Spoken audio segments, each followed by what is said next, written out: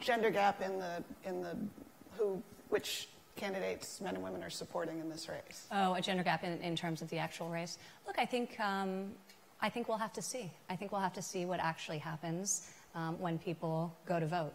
And I do think that there'll be a lot of support that isn't currently being recorded in the polls that are being conducted.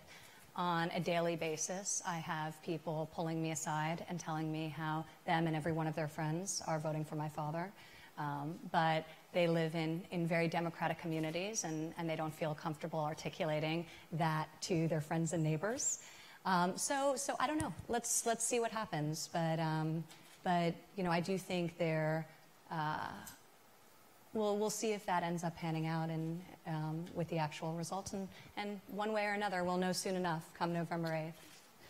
You were talking about the brand that you have built, and a lot of it has been about how women live their daily lives and what they need in their daily lives. I think yesterday the Huffington Post did a poll asking your customers whether your role this year has made them more or less likely to buy your products.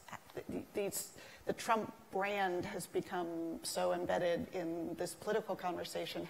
How do you see the future of that brand, regardless of what happens? Considering the disclaimer that the Huffington Post puts on the bottom of every piece of content relating to my father, I would hardly consider them a neutral voice on this particular topic. But look, I'm very proud of the business that I've built. I'm incredibly proud to play a small role in debunking this caricature of what a working woman looks like, in creating content that's actionable, that's tip-oriented for this young working woman, that encourages her to architect a life that she wants to live. I've been doing it for years. I'll continue to do it. And sure, there will be critics. That's fine. I mean, look, now I go to school. I take my kids for drop-off, and there are photographers standing outside. They take pictures of me leaving my home to drop my kids off at school, and then I have to see in the papers that I'm being wheeled out to appeal to working mothers. I'm saying, what kind of cynical interpretation is that of dropping your kids off at school? Or I'll have other people who are critics who don't like the fact that I've been engaged in a long-term campaign to support young professional women, and I'm very proud of the community that I've built. It's totally apolitical. We don't talk about politics. I don't cover the election on my site.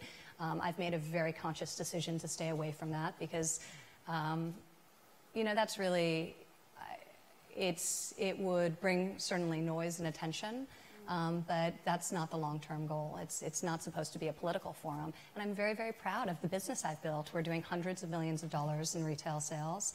I have a large digital footprint that's supporting and sharing the stories of these amazing women.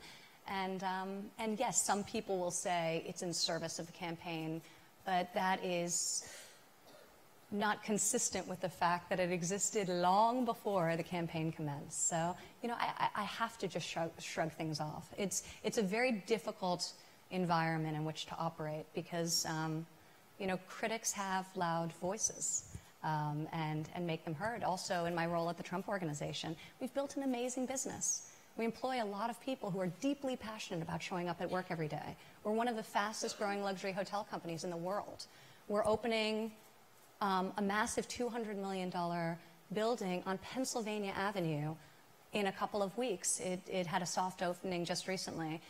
And when you read the papers, it's like my father's done nothing. I'm very proud of the business he's built. I'm very proud of how it's grown. He's accomplished many great things. And you'll read a story, and it's one person who worked for him 20 years ago saying he wasn't a very good boss. Well, what about the thousands of people who are deeply passionate about showing up every day?